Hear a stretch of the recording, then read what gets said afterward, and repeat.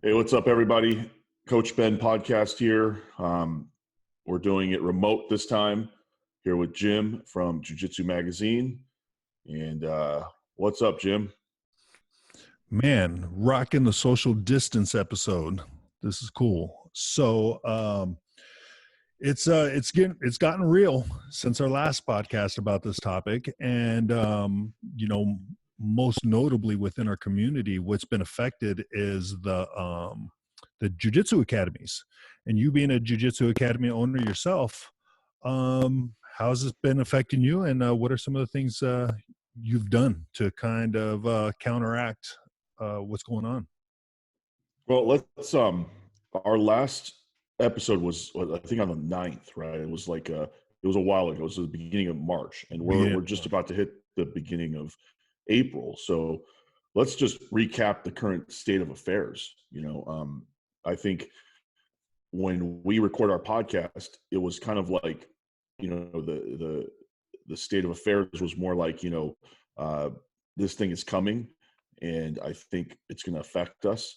Uh, I did not really know how much it was going to affect us until about maybe a couple of days after we recorded that podcast, and really, things have kind of gone in the same direction as every other country that's had this COVID-19 coronavirus.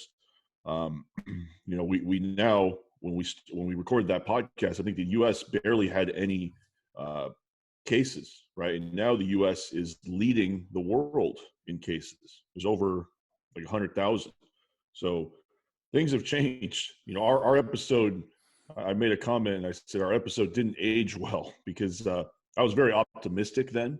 I still am not negative on it, but things have definitely taken a turn for the worst since that episode.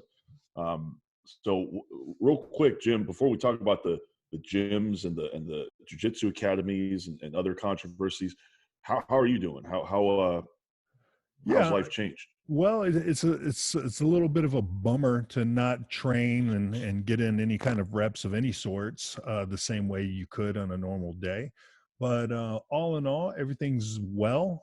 I have a reasonable amount of toilet paper stocked up in the closet with about 6 rolls of paper towels. Nothing hoarding, no hoarding going on here, but doing well. Yeah, I haven't trained jiu-jitsu since probably at least 2 weeks. I've just been doing solo drills. I posted some solo drills on my page on my Instagram, and people can check them out. But really, yeah, no jiu-jitsu. I'm pretty sure every jiu-jitsu gym at this point is closed to the public anyway. And yeah, man, it's been a little bit rough. But just kind of continuing on with the social, the kind of the how we have to behave socially now. I think let's talk real quick about like, the just going forward, right? What's going to happen? Because I think the healthcare system overload is definitely the number one concern, right? I know you talked to some experts on this recently. So in my opinion, that is the number one concern, is you don't want the healthcare system to get overloaded. That's where massive deaths start happening. And then secondly, there's also a balance, right? If we kind of take this social distancing and extend it and overreact to it for an extended period of time, then we're going to crash the economy. Then people's way of life is going to change. Standard of living is going to go down. And then there's also back end effects there, like suicides.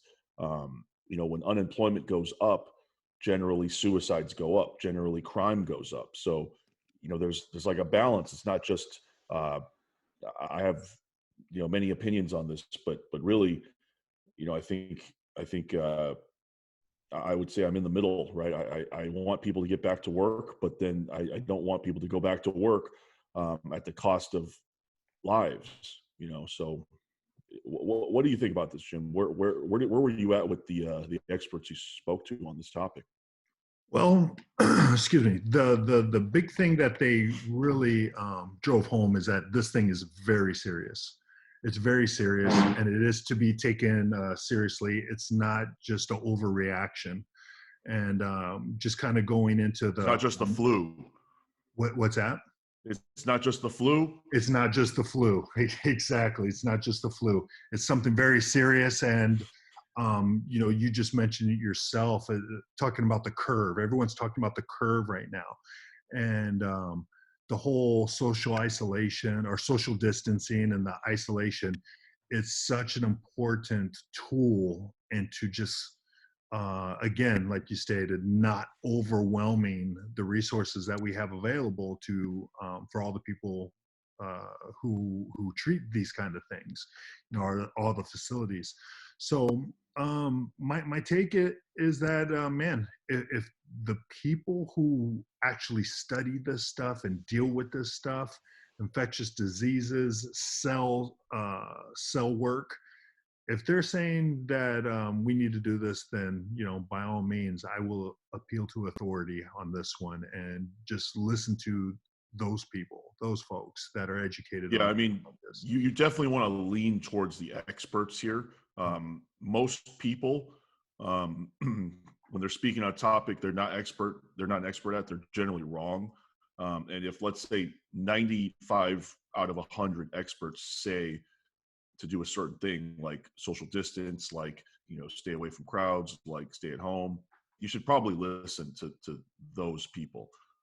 There's always going to be like one or two fringe experts that go against the grain, and that's just, you got to go with the majority of the experts here, and not side with like one or two people. I think I've seen that online, and it's dangerous.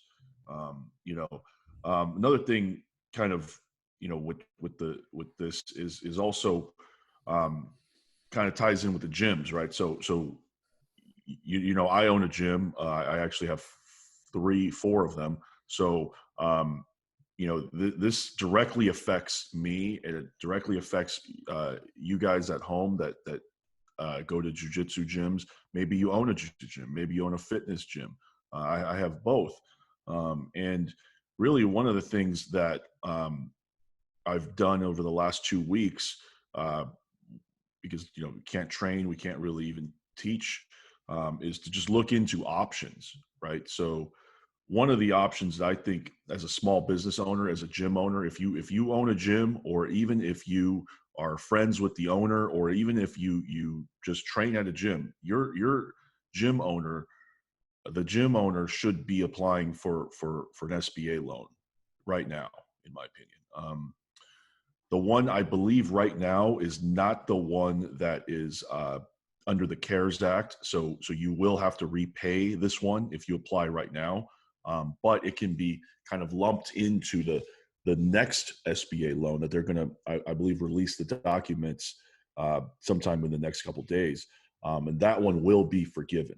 So meaning, if you continue to pay your employees, as a gym owner, as a small business owner, it's not just gyms, it's all small businesses, they will forgive that loan, as far as I know. So this is what my accountant has told me. This is what I've read online. This is what I've listened to every single Trump and company speech every day. So that's what they've been saying. Now, I'm in the process myself. It is not easy. Okay, it's very easy to screw up. So I would recommend, if you're a gym owner, if you're a small business owner, hire an accountant to do this for you. I think the fees, they will actually repay you the fees that you used to get this done by a professional. So that's number one. If you own a small business, apply for the SBA loan. Just the thought of it being forgiven, you need to take that chance if you want your business to survive. That's at least my situation. Now, you may have a business in which you have an extremely large reserve, or rainy day fund. Uh, I don't know many business owners that do. So most jiu-jitsu gyms will not be able to survive more than a month. 1 month is already tough. So get that loan. There's other things you can do. GoFundMe. Patreon is, I've started a Patreon, which is right up there for my gym and also for my own content. Because, as a gym owner, I don't make a living off of my gyms, and that's kind of like a good and a bad thing, right? I make my living off of training private clients, and right now you're not training personal trainers, strength conditioning coaches, yoga instructors, jujitsu instructors. They don't have any. They don't. They don't have any way to make a living right now. For at least, I would say, at least till May, right? So the new the new guideline is I think the federal guideline is now until April 30th, right? So we're down until then. What is your thought, Jim, on jujitsu academies that uh, are staying? I don't want to say staying open, because I don't think any really are staying open, but certain jujitsu academies are continuing to charge their members throughout this disaster. What do you think about that? Yes. That's a very interesting notion, and actually a case by case situation, because not everyone's in the same position as the man next to him. So all in all, I would just kind of make a general blanket statement that if their students are continuing to pay, because there are some hardcore students out there that um, they will ride for the cause, and then they will continue their payments to their academy. And if that's the case, and if some of these academy owners are reaping that check, I would say if they have staff, consider giving a portion, maybe even at a reduced rate, to the staffers who keep the academy running. So that's one idea I've heard out there that some academies are doing. The other ones, should an academy charge or not? Again, I'm not in that position to make that decision, but it's a tough sell. I mean, if they're locked down, I mean, these people have families. It's family first, and someone needs to be able to take care of their family before they start, spending money on other things. Even jujitsu, Yeah, as much as we it's a love it, tough one. family first. It's tough. I think I have my own thoughts on this. I know that there are many academies that have transitioned kind of online, and they're doing it right. They're able to give the students value or content, and then if the student is has the means to continue supporting the academy, I don't think there's anything wrong with that. Now, I don't how long that's going to last. I don't know. But my what I'm going to do at my academy is basically I'm just going to shut everybody's membership on April 1st. So starting April 1st, I'm just going to completely suspend everybody's membership, and I hope to reactivate everybody on May 1st. But that may or may not happen. And my thoughts are, with this is that if you're able to provide, if your gym is able to provide the content that is valuable enough for you to continue paying, I think there's nothing wrong with that. It's a good thing. Now, I do have some issues with gym owners that guilt or use kind of like a herd mentality to pressure their students into uh, not stopping their membership. Um, uh, Here's an example, right? And I have no problem with students posting this, but I think when gym owners post this, it becomes a little bit cringy for me. And that's like, those posts where it says, uh, make sure you keep paying your gym because you need to have a gym to come back to train at. These posts, I don't think there's anything wrong with that for students to post that. But when I see gym owners and academy owners post that, it's pretty cringy, man. It's just like it's nobody else's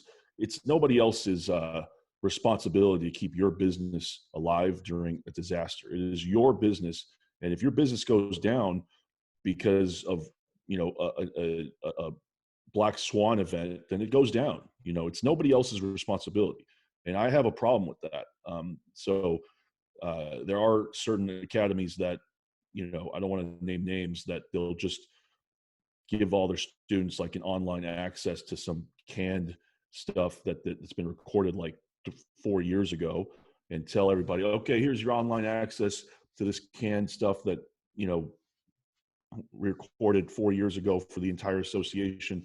Um, but continue paying, because we need your support. That's, to me, that's garbage. Now if the gym owner is willing to go into the academy, film, you know take the same amount of time that they would be taking if there was class, then I think there is value there. And I think that, yes, if the student chooses to pay, that they're at least doing the best they can. And I think that's legitimate. I have friends that are doing that. I also have friends that just straight up paused all their members, like me, because they realized that they could not provide the value that people are paying for. And I'm not going to speak for anybody else, but I'm kind of selfish in this manner, is that my integrity is everything to me, and uh, I'm not going to lose that over money. So if I can't sleep at night, then I'm gonna, I'm not gonna do something that's gonna make me not sleep at night. And to be honest, charging people for a service that they're not getting, and having to rely on somebody else is not a good feeling for me. It's kind of like a little bit disingenuous, a little bit manipulative. And so at least that's how I do things. I don't fault anybody for doing whatever they have to do. That's just how I feel about it. And if my gym goes down because of this, so be it. So this is my plan anyway. My plan is, once we can open again, I'm going to have a paid in full membership at a discount, and members who are, want to support the academy, they can choose that option. They can just pay for a full year in advance, and that infusion of cash will help. Will help.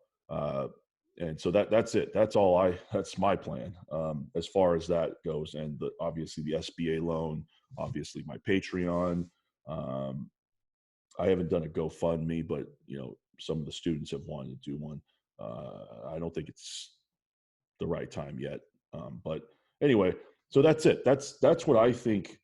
Most gyms should do, is they should start with trying to be self-reliant, and then if they really have to, then yeah, you can lean on your members, but make sure you provide the value that they're getting for what they're paying for.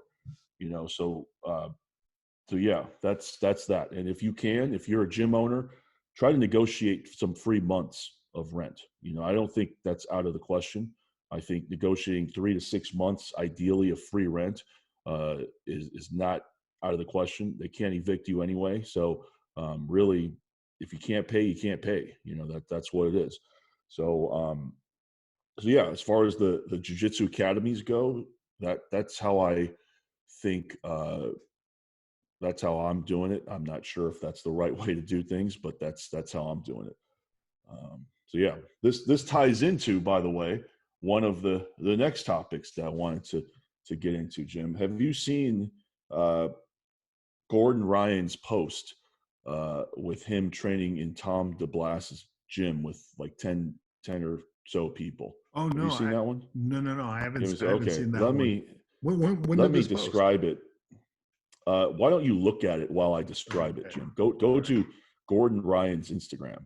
And so there's a pretty big controversy right now in the jiu-jitsu community over Gordon, and uh, we'll get into it, and I'll share my thoughts. But basically, Gordon and Tom DeBlass held a training session at Tom DeBlass's gym in somewhere in New York, and they had like 10 people in there, all training, which created a hell of a firestorm online, with people uh, criticizing them and saying, they're bad role models, or they're terrible people. And yeah, I mean, I'll share my thoughts in a second, Jim. What do you see it? You see No, that post? no. Was Did this he a delete it? recent?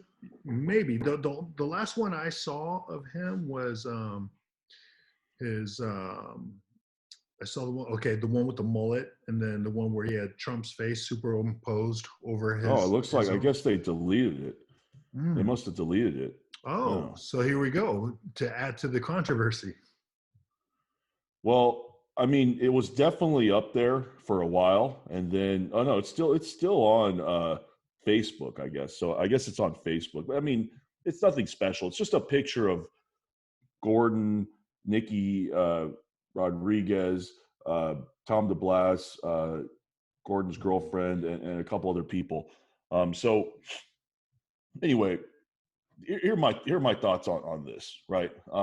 So first of all, it's the controversy was that he was being a bad role model, right? And so anyway, that's it is what it is, right? I don't think that what Gordon's doing is the smartest thing to be like broadcasting or advertising, right? But at the same time, I'm not going to be the person going on Facebook or Instagram and criticizing him and saying, you shouldn't do this because, all that shit. Because honestly, I think the people that do that a lot of times they're not. It's not about. They're not trying to do the right thing. They're trying to feel important. They're trying to feel significant in the moment by you know shitting on somebody, and I just that stuff has never resonated with me.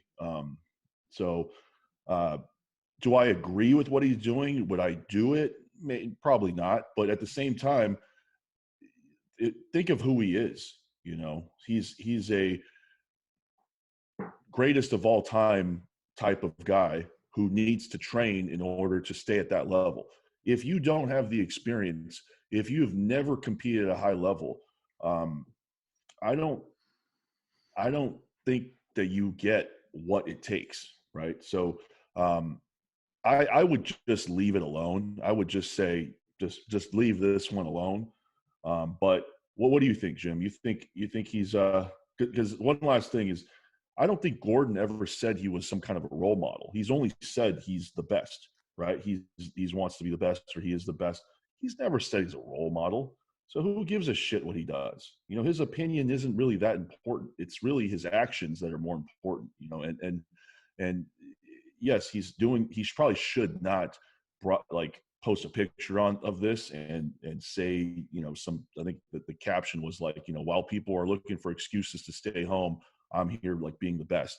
That was a little bit cold, but tone deaf maybe, but I don't have nothing to say about that. Like whatever. I expected that. What do you think? Yeah, I think this goes into the whatever file. We're not one of his training partners. We're not necessarily in contact with him, literally physically. Um, and is it good judgment? Probably not. But at the same time, I think it goes into the people getting wrapped up into the wrong things, I I ill kind of timed. wonder, like, why do people care? Yeah, Why does anybody care? Who gives a shit what Gordon does? He could, do whatever he wants. Oh, he's a bad example for, dude. People should be self-reliant. They should. There are way too many other even worse role models out there. Go after those people. It's like I just don't understand why people would take time out of their day to address this. And I guess I've now been sucked in because I'm addressing it. But like I just don't get it. Like at a 3 p.m. on a Sunday, the last thing that I'm going to do is go on Gordon Ryan's Instagram to criticize him on some shit. I just don't get that. I maybe I'm missing something, but I got my own problems. yeah. I mean, I that's didn't what it make comes my down to. bed this morning. I didn't make my bed this morning. I should Oh, go up there and make that shit before I go criticize Gordon. there. For the Like, record, I what the made my fuck are you bed. doing? I made my bed. Yeah, yeah, I just don't. I don't get it. I think to me, at the end of the day, the people criticizing the guy, they're all trying to get a piece of significance in the world.